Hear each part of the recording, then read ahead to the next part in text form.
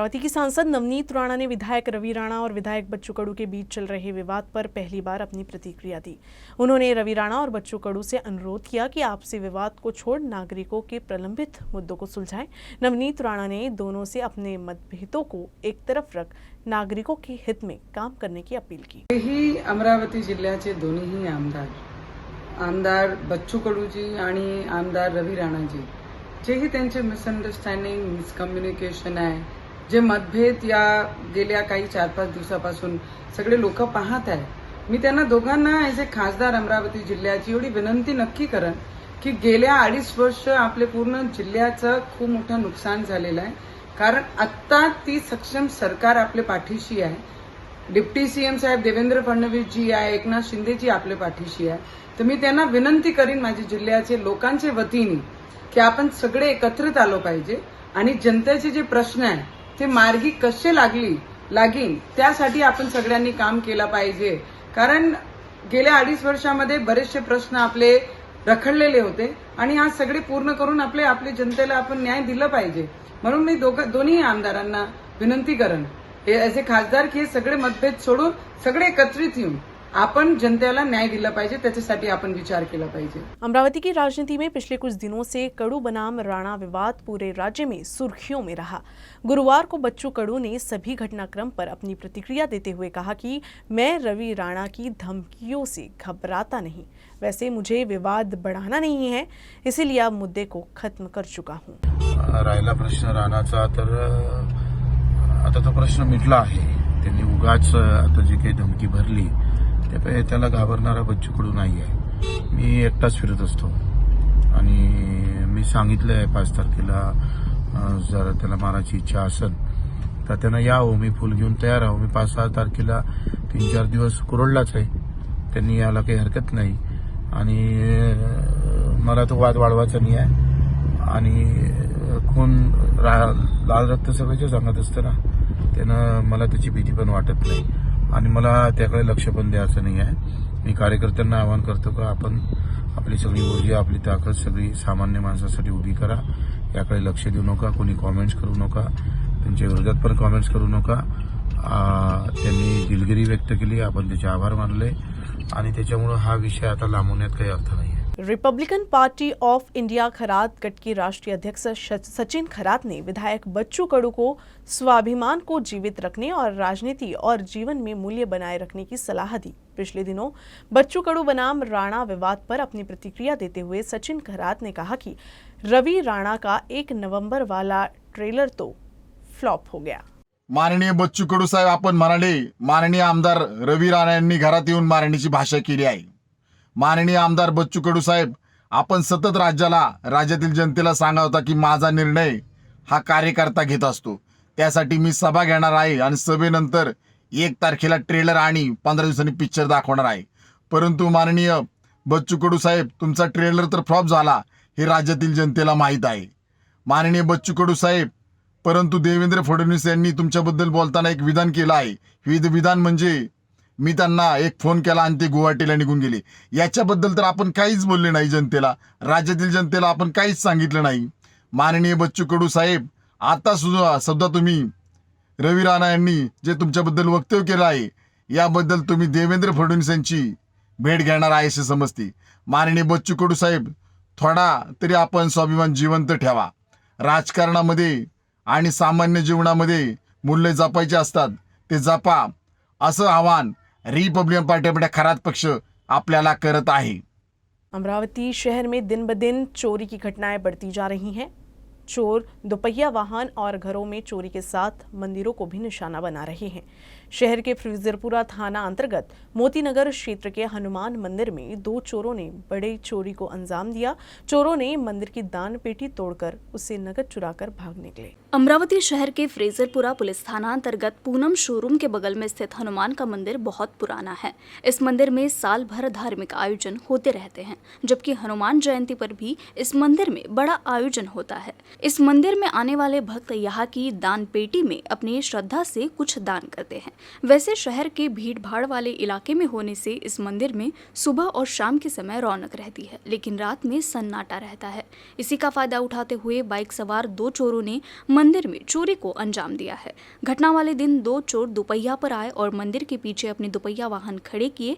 वे railing के माध्यम से मंदिर में प्रवेश कर गए। इन दोनों चोरों में से एक बाहर खड़ा था और देख रहा था कि कोई आ जा तो नहीं रहा, जबकि एक चोर ने लोहे के रॉड से ताला तोड़कर मंदिर के मुख्य द्वार से अंदर प्रवेश किया और उसी रॉड से दान पेटी को तोड़ा और उसमें रखे नगद रुपए चुरा कर भाग गए।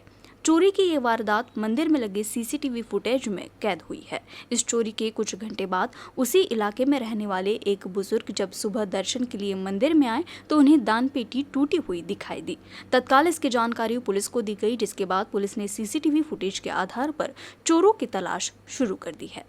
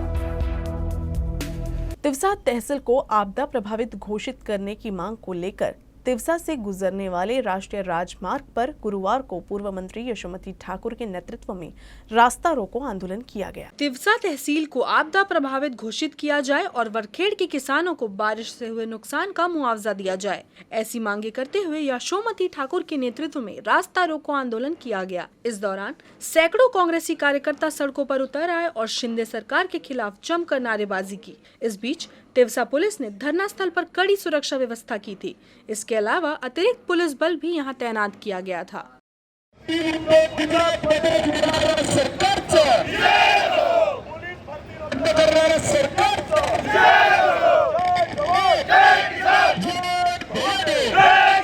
राज्य सरकार ने अमृत महोत्सवी वर्ष के अवसर पर 75,000 युवाओं को रोजगार देने का संकल्प लिया है। इस पहल के माध्यम से सरकारी नौकरी का सपना देख रहे, प्रतियोगी परीक्षाओं की तैयारी कर रहे युवाओं का सपना साकार हो रहा है। उम्मीदवारों को इसके माध्यम से आम जनता की सेवा करने का अवसर मिल रहा है। खाद्य एवं औषधि प्रशासन मंत्री संजय राठौड़ ने अमरावती में इस अवसर पर कहा कि आम आदमी को केंद्र बिंदु मानकर राज्य को आगे ले जाने के लिए संगठित होकर सभी काम करें। स्वतंत्रता के अमृत महोत्सवी वर्ष के अवसर पर नियुक्ति आदेश वितरण कार्यक्रम का आयोजन नियोजन भवन में किया गया। इस अवसर पर राठौड़ द्वारा अमरावती संभाग के 30 और प्रतिनिधि रूप में कुल 109 उम्मीदवारों को नियुक्ति आदेश वितरित किया गया। यह कार्यक्रम राज्य के सभी संभागीय स्थानों में आयोजित किया गया। इस मौके पर मुंबई में मुख्यमंत्री एकनाथ शिंदे, उप मुख्यमंत्री देवेंद्र फडणवीस की मौजूदगी में कार्यक्रम का सीधा प्रसारण भी किया गया। इस मौके पर प्रधानमंत्री नरेंद्र मोदी के शुभेच्छा संदेश का एक वीडियो दिखाया गया। महावितरण में नियुक्त 95, महापारेषण में 1 और परिवहन महामंडल में नियुक्त 13 सहित कुल 109 लोगों को नियुक्ती आदेश वितरित किए गए। आपण सुद्धा महाराष्ट्रामध्ये जवळपास 75,000 तरुण तरुणींना सरकारी नोकरी देण्याच्या संदर्भामध्ये आमचं कॅबिनेट मंत्रिमंडळामध्ये निर्णय झाला आणि यावरून आज त्याची सुरुवात या ठिकाणी झालेली आहे। अमरावती विभागीय स्तरावर जवळपास 109 लोकांना शासकीय नियुक्तीचं आदेशपत्र माझ्या हाताने वितरित करण्यात आलं। राज्यामध्ये माननीय मुख्यमंत्री आणि माननीय उपमुख्यमंत्र्यांच्या उपस्थितीत हा कार्यक्रम झाला। देशाचे प्रधानमंत्री नरेंद्र मोदी साहेबांचा सुद्धा संदेश आम्ही सर्वांना दाखवलेला आहे आणि मी या ठिकाणी खऱ्या अर्थानं आपल्याला एवढंच सांगेन, आपल्या माध्यमातून जे राज्यातले तरुण आहेत, तरुणी आहेत, जे स्पर्धा परीक्षेची तयारी करतात आणि ज्यांना असं वाटते की सरकारी नोकरी आम्हाला मिळाली पाहिजे, तर आता ही एक सुवर्ण संधी सर्वांसाठी आलेली आहे। अतिशय पारदर्शक आणि चांगल्या पद्धतीने ही भरती होणार आहे। या सुवर्ण संधीचा लाभ राज्यातल्या तरुण तरुणींनी घेतला पाहिजे आणि ही प्रक्रिया आजपासून सुरू झालेली आहे. याच्यासोबतच अनेक खाजगी क्षेत्रामधल्या नोकऱ्या ह्या महाराष्ट्रातल्या तरुण तरुणींना मिळाल्या पाहिजे. याच्यासाठी सुद्धा शासनाचा वेगळा कार्यक्रम राज्य सरकार आणत आहे. याच्यासोबतच स्वयंरोजगाराच्या माध्यमातून तरुणांना हाताला काम किंवा ते स्वतः छोटे मोठे उद्योग करू शकले पाहिजे, याच्यासाठी सुद्धा राज्यांनी पुढाकार घेतलेला आहे. अमरावती में कंपोस्ट डिपो से निकलने वाले धुएं से स्थानीय लोगों को बीमारी का डर सता रहा है. इस संबंध में नागरिकों ने सरकार और प्रशासन से कदम उठाने की मांग की है. अमरावती के लालखड़ी इलाके में बनाए गए कंपोस्ट डिपो से निकलने वाले धुएं से स्थानीय लोग विभिन्न बीमारियों का शिकार हो रहे हैं. बच्चे, बूढ़े सभी दमा और सांस की बीमारियों का शिकार हो रहे हैं. इस मामले को लेकर स्थानीय लोगों की ओर से कई बार शासन और प्रशासन से शिकायत की गई, लेकिन उस पर कोई भी कार्रवाई नहीं की गई. स्थानीय नागरिकों ने मांग की कि कंपोस्ट डिपो से उठने वाले धुएं को बंद किया जाए और इसके लिए उपाय योजना की जाए. स्थानीय लोगों ने मनपा प्रशासन को चेतावनी दी है कि अगर यह धुआं बंद नहीं किया गया तो वह सड़कों पर उतरकर इसके खिलाफ आंदोलन करेंगे. मैं अभी यहाँ ये जो सुकड़ी कंपोस्ट डिपो के नाम से जाना जाता है विवादित स्थल, मैं वहाँ खड़ा हूँ. मेरी खेती है यहाँ पे और मैं इसी परिसर का रहने वाला हूँ. यहाँ आए दिन कचरे के अंदर में अंगार लगती है और मरे हुए जानवरों को लाके डाला जाता है. जानवर उसके अंदर में सुअर रहते मरे हुए, गाय भैंस से रहती, बैल रहते. ये मुर्दार जानवरों को लाके खुले में डालते. आज तक के इसका कोई वाली वसीला नहीं आने. इन्होंने इसका आज तक के कोई महानगर पालिका ने बोलो या इन्होंने जो ठेकेदारों को दिए काम, उन्होंने आज तक के इसका कोई व्यवस्था नहीं की है. हम इसके लिए बार बार तकरार करते रहते, यहाँ के किसान लोग हम सब मिलके, लेकिन इसका कोई आज तक के हल नहीं निकला.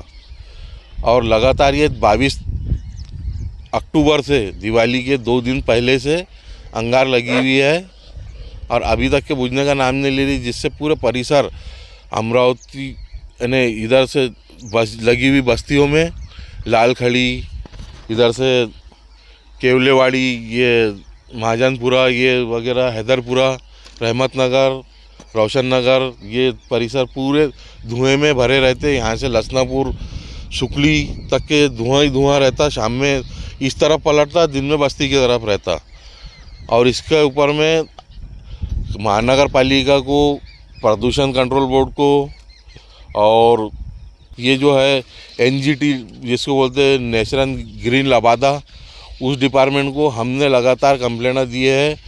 इसका मेन ऑफिस पूजना में है, वहाँ पे महानगर पालिका के खिलाफ केस भी चालू है, लेकिन आज तक के कोई इसका निर्णय निकल नहीं रहा. इनकी अंगार लगाना बंद नहीं हो रही. इससे हमारा ये है कि हमारे तरफ ध्यान दिया जाए और हमारी सबकी स्वास्थ्य की जांच की जाए. अमरावती में एक जर्जर इमारत गिरने के बाद से महानगर पालिका अलर्ट मोड पर है.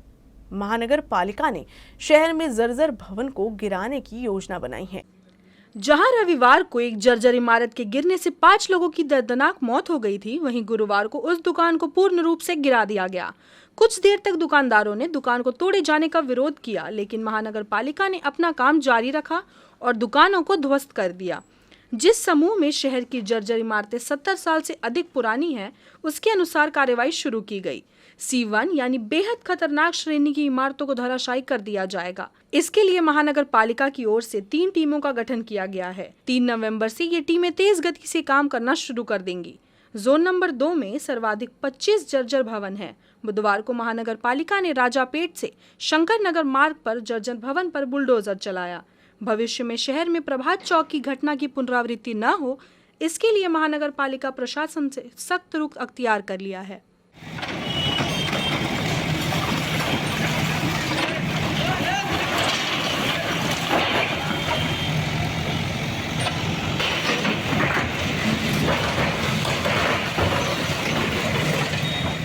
अमरावती में आयोजित पश्चिमी क्षेत्रीय अंतर विश्वविद्यालय वुमेन वॉलीबॉल प्रतियोगिता के फाइनल मुकाबले में पुणे, नागपुर, ग्वालियर, खुशालदास विश्वविद्यालय की टीम पहुंची है। संत Gadge Baba Amravati university sports complex में western division inter university volleyball tournament के तीसरे दिन के लीग मैच में विभिन्न विश्वविद्यालयों की टीमों ने जोरदार प्रदर्शन किया। प्रत्येक मैच में एक खिलाड़ी ने स्मैशिंग, ब्लॉकिंग, डिफेंस और लीड फटक में असाधारण कौशल दिखाया। आज खेले गए सभी मैचों में से सावित्रीबाई फुले पुणे विश्वविद्यालय पुणे की टीम पुल ए में, श्री खुशालदास विश्वविद्यालय हनुमानगढ़ राजस्थान की टीम ने पुल बी में, जबकि राष्ट्र संत तुकडोजी महाराज नागपुर विश्वविद्यालय की टीम ने पुल सी में और पुल डी में लक्ष्मीबाई राष्ट्रीय शारीरिक शिक्षा संस्थान ग्वालियर की टीम ने लीग मैच में अपना दबदबा बनाया और क्वालिफाई किया। इन विश्वविद्यालयों की महिला वॉलीबॉल टीमों के बीच पहले, दूसरे, तीसरे और चौथे स्थान के लिए मैच खेले जाएंगे। इन मैचों में से प्रथम, द्वितीय और तृतीय स्थान प्राप्त करने वाली टीमें अखिल भारतीय आंतर विश्वविद्यालय टूर्नामेंट में पश्चिमी डिवीजन का नेतृत्व करेंगी।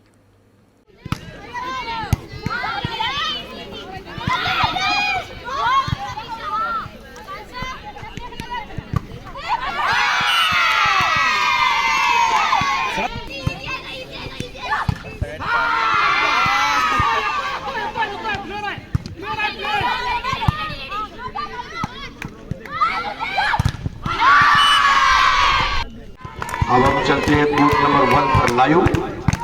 मैं आपको यहाँ से सभी दर्शकों को लाइव कमेंट्री यहाँ से सुनाना चाहता हूँ, कोर्ट नंबर 1 और कोर्ट नंबर 2। फिर उसके बाद में चलते हैं कोर्ट नंबर 3 और कोर्ट नंबर 4।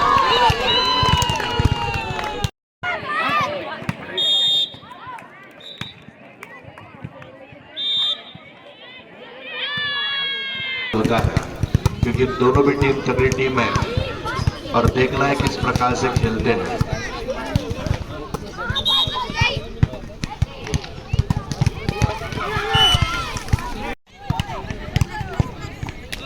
जो कि होस्ट टीम संत गाडगे बाबा अमरावती विश्वविद्यालय अमरावती वर्सेस गोंडवाना यूनिवर्सिटी गढ़चिरौली। इस प्रकार से बहुत अच्छे प्रकार से रोमांचकारी मुकाबले हमें अभी देखने के लिए मिलेंगे।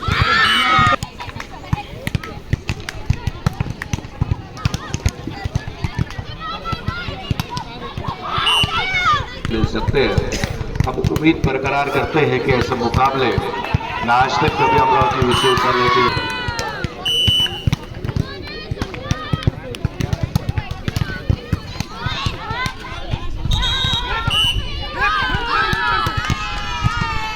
अमरावती शहर के राजापेट परिसर के गोपाल टॉकीज के पास एक झोपड़पट्टी में रह रहे लोगों ने एक बदमाश द्वारा धमकाए जाने का आरोप लगाया है। पिछले कई दशकों से यहाँ रहने वाले लोगों को पिछले 6 महीने से राजू राठौड़ नाम का एक व्यक्ति घर में घुसकर धमकियां दे रहा है। इस संबंध में यहाँ के स्थानीय महिलाओं ने पत्र परिषद लेकर पुलिस और प्रशासन से कार्रवाई की अपील की है। महिलाओं ने सरकार और प्रशासन से प्रेस कॉन्फ्रेंस के जरिए न्याय दिलाने की गुहार लगाई है। उनका कहना है कि 50 से 60 साल से गोपाल टॉकीज के पास वाले इलाके में वो सब रह रहे हैं।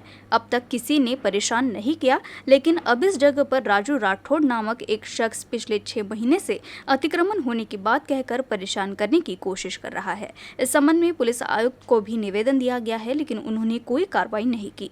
दूसरी तरफ वो व्यक्ति रोज धमका रहा है। इसलिए इन महिलाओं ने आरोप लगाया कि वे यहाँ रहने वाले 300 नागरिकों के आने जाने के मार्ग को भी बंद करने का प्रयास कर रहे हैं। शासनने आमची मदत करावी आणि अतिक्रमण जे आहे, अतिक्रमणवाले म्हणतात की तुम्ही लोक अतिक्रमण करून राहिले, आम्ही तुम्ही येऊन सांगा, शासनने येऊन स्वतः पाहावं की आम्ही अतिक्रमण करून राहिलो का, किती जागा कोणाची आहे कोणाची नाही देत, आम्हाला तो विषय हे करावा आणि आम्हाला रस्ता देण्यात यावा। तुम्ही स्वतः येऊन सन्या, शासनने स्वतः येऊन सन्या पाहावी। जे जुने लोक म्हणजे जिचा जे घर प्लॉट आहे, जो जिचा आहे काय आहे ते त्यांनी स्वतः येऊन सन्या पाहावा आणि मोजणी करून घ्यावा आणि आम्हाला रस्ता द्यावा। आम्हाला धमक्या राजापेठ गोपाल टाकी समोर जे राजू राठौड़ नावाचा व्यक्ती आहे तो स्वतः येऊन सन्या धमक्या देऊन राहिला आणि महानगरपालिका अतिक्रमणवाल्यांना पैसे देऊन सन्या आम्हाला धमक्या द्यायला लावून राहिला। नाही तर तुम्हाला नोटीस सुद्धा दिलेली आहे आम्हाला।